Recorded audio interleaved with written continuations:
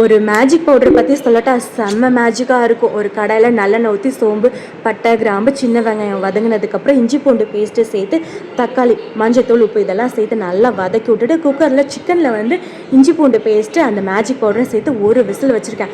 அப்படியே இவன் தலையில் டம்மு டம்மு டம்முன்னு கொட்டி வதக்கி விட்டுட்டு கொஞ்சமாக கரம் மசாலா, வீட்டில் அரைச்ச குழம்பு மிளகாத்தூள், மல்லித்தூள் சேர்த்து எக்ஸ்ட்ராவாக இருந்த சிக்கன் தண்ணியும் இது கூட சேர்த்துட்டு ஒரு பேஸ்ட் அரைச்சிக்கலாமா, அரை முடி தேங்காயில் கொஞ்சமாக வந்து கசகசா சேர்த்து ஃபைன் பேஸ்ட்டாக அரைச்சிருக்கேன். அந்த மேஜிக் பவுடர் சொல்லவே இல்லையே, மிளகு, சீரகம், வரமிளகா அப்படியே பவுடரை அரைச்சி இவன் தலையில் சரன்னு கொட்டி ஒரு நிமிஷம் கழித்து இந்த தேங்காய் பேஸ்ட்டையும் சேர்த்து கருவேப்பிலை சேர்த்து அப்படியே மூடி வச்சிடலாம். நல்லெண்ணெய் நாட்டுக்கோழி குழம்பு. நீங்கள் சிக்கன் 65 மசாலாச்சு என்ன மசாலா கோட் பண்ணாலும் சரி, எண்ணெயில் பொரிக்கிறதுக்கு முன்னாடி கொஞ்சமாக வந்து அரிசி மாவு சேர்த்துட்டு பொரிச்சு பாருங்களேன், அவ்வளோ கிறிஸ்பியாக இருக்குங்க.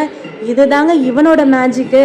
ஸோ இந்த நாட்டுக்கோழி குழம்பு, நல்லெண்ணெய் நாட்டுக்கோழி குழம்பு ட்ரை பண்ணி பார்த்துட்டு எப்படி இருந்துச்சுன்னு சொல்லுங்கள். சேனலை சப்ஸ்கிரைப் பண்ணுங்கள்.